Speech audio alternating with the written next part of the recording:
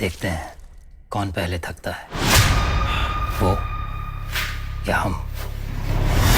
मैं देश को सबसे बड़ी गुलामी से आजाद करना चाहता हूँ, दबे कुछ लोग को उठाना चाहता हूँ। You're challenging the religion of the upper castes. Jyotiba Phule. तो लड़कियों को पढ़ा के तुम क्रांति लाओगे। अरे क्रांति लाने का इतना ही शौक है तो देश के स्वतंत्रता संग्राम में जुड़ो। अंग्रेजों की गुलामी तो सिर्फ 100 साल पुरानी है। मैं जिस गुलामी से लोगों को स्वतंत्र करना चाहता हूँ वो 3000 साल पुरानी है। नमस्कार, जय भीम, सत श्री अकाल, आदाब। मैं उमेश करुण और आप देख रहे हैं BH न्यूज़ नेटवर्क। आज हम बात करेंगे फूले फिल्म को लेकर, जो कि 11 अप्रैल को ज्योतिबा फूले की जयंती पर रिलीज होनी थी और वह मनुवादियों के कारणवश, जो कि मनुवादियों ने विवाद किया, फिल्म को रिलीज नहीं होने दिया और अब वह फिल्म जो है 25 अप्रैल को रिलीज होगी।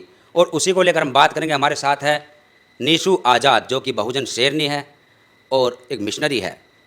कल 14 अप्रैल है और 14 अप्रैल से एक दिन पहले यानी कि पूर्व संध्या पर एक प्रोग्राम, जो कि नीशू आज़ाद ने अभी स्पीच दी थी, बहुत ज़बरदस्त स्पीच थी। और अब हम बात करेंगे कि जो फिल्म फूले मूवी को लेकर, जो कि मनुवादियों ने ख़ासतौर पर जो जातिग्रस्त मानसिकता से पीड़ित है, उन लोगों ने उस फिल्म को रुकवा दिया है। और फिल्म के जो डायरेक्टर है, जो कि अनंत महादेवन, काफ़ी निराश हुए क्योंकि बहुत मेहनत होती है फिल्म को बनाने में।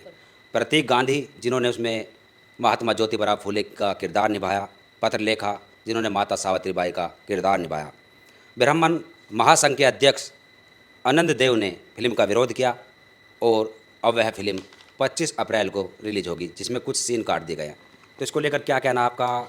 देखिए, क्या था ना कि इस भारत देश में जिस चीज़ को दिखाया जाना चाहिए वो लोग इंसान देखना नहीं चाहते, और जिस चीज़ को नहीं दिखाना चाहिए उस चीज़ को लोग देखना चाहते हैं। तो देखो, बात ये है ना कि जब बात आती है कि बहुजनों के इतिहास पर, जब बात आती है बहुजनों के महापुरुषों पर, तो उस चीज़ को कोई नहीं देखना चाहता। उस चीज़ का मनुवादी खुलकर विरोध करते हैं। तो आप सभी देख सकते हैं कि फूले मूवी, जिसमें ज्योतिबा फूले जी के संघर्ष को, उनकी पत्नी माता सावित्रीबाई फूले जी के संघर्ष को दिखाया गया, और उसका खुलकर विरोध किसने किया? मनुवादियों ने। क्योंकि उस मूवी में मनुवादियों का जहर और ज्योतिबा फूले जी का संघर्ष दिखाया गया था, इसलिए। जी, जैसे कि आज समाज के अंदर यदि हम बात कहें महिलाओं की, और आज नीशू आज़ाद जो हमारे साथ है, वह एक महिला सशक्तिकरण की मिसाल है। महिलाओं के अंदर बहुत ज़्यादा जागरूकता बढ़ रही है। महिलाएं भी जानने लगी है कि असल में जो शिक्षा की देवी है सावित्रीबाई फूले है, और यहाँ पर जो अब से पहले एक षड्यंत्र के तहत जो सरस्वती को शिक्षा की देवी बताया गया, लेकिन ऐसा नहीं है। इसको लेकर भी नीशू काफ़ी जागरूक है। जी, देखिए, कहा जाता है, हमें स्कूलों में पढ़ाया जाता है कि शिक्षा की देवी सरस्वती को कहा जाता है, लेकिन कभी आपने देखा है कि सरस्वती ने किस कॉलेज से डिग्री ली है? देखा है? बिल्कुल नहीं। क्या आपको पता है कि सरस्वती ने कितनी डिग्री ली है, कौन कौन सी ली है और कौन से स्कूल से स्कूलिंग की है? क्या पता? किसी को नहीं पता। लेकिन आप एक चीज़ याद रखिएगा कि इस देश में जहाँ पर महिलाओं का पढ़ना एक टाइम पर विरोध किया जाता था लोगों के द्वारा, तो उन लोगों का विरोध करते हुए माता सावित्रीबाई जी ने इस देश में महिलाओं की शिक्षा के लिए, महिलाओं के लिए सबसे पहला विद्यालय अपने पति ज्योतिबा फूले जी के साथ खोला। तो अगर हम शिक्षा की देवी किसी को कहें ना असलियत में, तो वो माता सावित्रीबाई फूले हैं, ना कि सरस्वती। जी, समझने वाली बात है और सभी को जागरूक होना चाहिए कि जो भी हमें बताया गया, आडंबर में फंसाया गया, उस चीज़ से बाहर निकले और असल में जो भी असली सच्चाई है उसको जानें। हम बात करेंगे जो कि 11 अप्रैल 1827 को महात्मा ज्योतिबा फूले का जन्म हुआ था और 28 नवंबर 1890 को उनका निधन हुआ था। और उसी के एक वर्ष बाद डॉक्टर बाबा साहब अम्बेडकर जी, जो कि 14 अप्रैल 1891 को जन्मे थे, और उसके बाद मान्यवर साहब कांशीराम, यानी सिलसिला चलता रहा, ये विरासत कभी नहीं रुकी। और इसी को लेकर हम बताए यदि कि डॉक्टर बाबा साहब अम्बेडकर जी ने अपने 3 गुरु बनाए थे, वैचारिक गुरु बुद्ध, फूले और कबीर, क्योंकि इनसे उनको प्रेरणा मिलती थी। और आज जैसे कि यदि हम नीशू की बात कहें, नीशू को भी कहीं ना कहीं से प्रेरणा मिलती है, इसलिए नीशू जो एक बुलंद आवाज़ में बात करती है, इसलिए वह निडर होकर बेखौफ नज़र से नज़र मिलाकर मनुवादियों को जवाब देती है। तो आपके जो प्रेरणा स्रोत है, जैसे कि डॉक्टर बाबा साहब अम्बेडकर जी या तमाम महापुरुष, उनको लेकर क्या कहना आपका? देखिए, बाबा साहब डॉक्टर भीमराव अम्बेडकर जी की जीवनी आप और हम बहुत अच्छे जानते हैं कि उन्होंने किस प्रकार अपने जीवन में संघर्ष झेला। ठीक है, मतलब लोगों का अत्याचार झेला और संघर्ष किया। बाबा साहब डॉक्टर भीमराव अम्बेडकर जी जब बचपन में पढ़ने जाया करते थे तो उनके ऊपर किस प्रकार मनुवादी मानसिकता के लोग कीचड़ फेंका करते थे, उन्हें पढ़ने से रोका करते थे, उन्हें क्लास के बाहर बैठ के पढ़ाया जाता था। तो इन सब के बावजूद बाबा साहब डॉक्टर भीमराव अम्बेडकर जी ने ना जाने कितना संघर्ष करके इस देश का संविधान लिखा, इस देश के शोषित वंचितों को पढ़ाया लिखाया, उनको उस चीज़ का अधिकार दिलवाया। और आज आपके पास, हमारे पास, इस देश के जो लोगों के पास जो भी है ना, वो सब बाबा साहब डॉक्टर भीमराव अम्बेडकर जी की वजह से है और हमारे महापुरुषों की वजह से। क्योंकि क्रांति की ज्योति कौन? महात्मा फुले, ठीक है। और शिक्षा की ज्योति कौन? बाबा साहब डॉक्टर भीमराव अम्बेडकर जी। मतलब कि सबकी ज्योति हमारे महापुरुष हैं। तो उनसे मुझे प्रेरणा मिलती है और हमारे लोगों को भी प्रेरणा मिलनी चाहिए, क्योंकि उनको जानना चाहिए कि हमारे महापुरुषों ने हमारे लिए असलियत में किया क्या है, किसने तुम्हारे लिए क्या किया है और किसने तुम्हारे लिए क्या नहीं किया है। तो इस चीज़ की जानकारी आपको और हमको होना बहुत ज़रूरी है। तो इसलिए आप शिक्षित बने ताकि आपको पता चल सके कि आपके लिए सही क्या है और गलत क्या है। बस। बहुत अच्छी बात जो कि नीशू आज़ाद ने बताई है। और हम आपको बता दें कि डॉक्टर बाबा साहब अम्बेडकर जी के यदि बुद्ध, कबीर व फूले गुरु ना होते, उनको गुरु ना मानते, तो वह इतने आगे ना बढ़ते। हो सकता है वह पढ़ भी ना पाते, क्योंकि वहीं से उनको प्रेरणा मिली थी। जो कि कबीर साहब को डॉक्टर बाबा साहब अम्बेडकर जी बचपन से ही फॉलो करते थे, बुद्ध को फॉलो करते थे और उसके बाद फूले को फॉलो किया। और हम बताएं कि तीनों ही डॉक्टर बाबा साहब अम्बेडकर जी की जाति से नहीं थे। और आज एक ठप्पा लगा हुआ कि डॉक्टर बाबा साहब अम्बेडकर जी की विशेष जाति के हैं, दलित है। लेकिन यदि हम कहें कि बुद्ध थे क्षत्रिय और कबीर थे जुलाहे और फूले माली सैनी। और इसी के ऊपर हम अपना एक छोटा सा एग्जाम्पल बताएंगे। अभी हाल फिलहाल में एक गाना बनाया हमने, और गाने की जो म्यूजिक कंपोज की है वह की है रवि सैनी ने।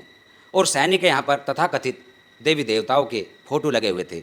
हमने सैनी से कहा कि यहाँ पर ज्योतिबा फूले का फ़ोटो क्यों नहीं है, कि जानते उनको आप? वह कह रहे नहीं हम नहीं जानते।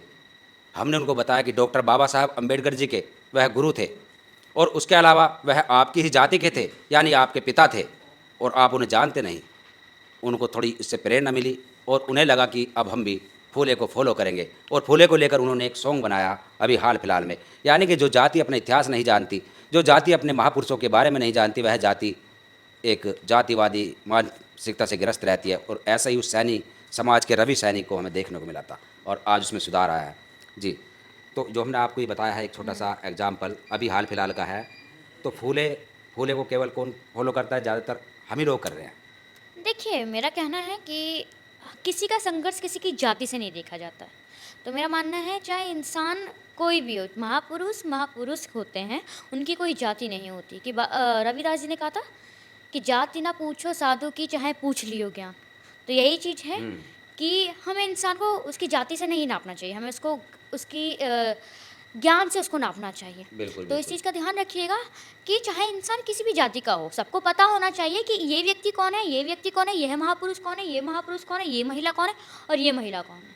तो मेरा कहना बस इतना ही है इस पर कि सबको सबके बारे में ज्ञान होना चाहिए, खास करके उन लोगों का जिन्होंने इस देश की विरासत में, इस देश के लोगों के लिए बहुत और बहुत संघर्ष किया है जी। मैं आप सभी को एक बात कहना चाहूँगी। इस भारत देश में ना एक बात है कि जब दलितों के इतिहास पर बात होती है, जो कि मैंने स्टार्टिंग में ही कहा था, ठीक है, जब दलितों के इतिहास को दिखाने की बातें होती हैं, जब उनके महापुरुषों की बातें होती हैं, तो उसको कोई देखना पसंद नहीं करता। और यहीं पर प्रोपेगेंडा से भरी मूवीज़, द केरला स्टोरी, मैं एक नाम लेना चाहूँगी, ठीक है, द केरला स्टोरी और कश्मीर फाइल जैसी प्रोपेगेंडा से भरी मूवी लोग देखते हैं और उसका एक झूठा रोना धोते हैं। लेकिन जब अपने महापुरुषों के ऊपर मूवीज़ बनती है तो लोग उसको देखना पसंद नहीं करते। तो आप सभी साथियों से निवेदन है कि अगर फूले मूवी का 25 अप्रैल को 25 अप्रैल को अगर रिलीज़ होती है तो आप सभी ज़रूर देखें, क्योंकि जब तक आप उन मूवीज़ को नहीं देखेंगे तब तक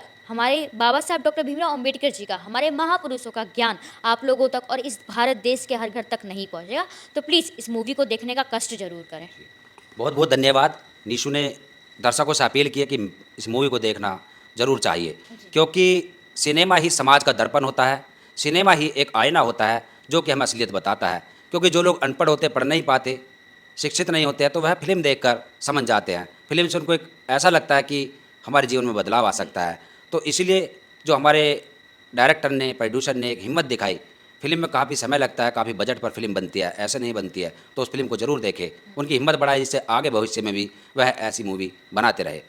इस पर आपका क्या कहना है कमेंट्स में अपने सब जरूर लिखें और देखते रहिए BH न्यूज़ नेटवर्क। फिर मिलेंगे एक ऐसी खबर के साथ। जय भीम, जय भारत, जय संविधान, जय विज्ञान। धन्यवाद। लड़कियों को पढ़ाना बंद करो। फिर हरकत करी तो जान से मार देंगे। चलो एक बात तो समझ आ गई, ये युद्ध नहीं महायुद्ध है। तुमने और सावित्री ने ऊंच जात की वर्ण व्यवस्था को हिला दिया है। मत छू, आपको पाप लगेगा। इनके आत्मसम्मान को जगाना चाहिए। आज तक किसी शूद्र ने ऐसा दुस्साहस नहीं किया। और ज्योतिबा को समझा, हमारी प्रथाओं में बाधा न डाले। क्या कर लोगे?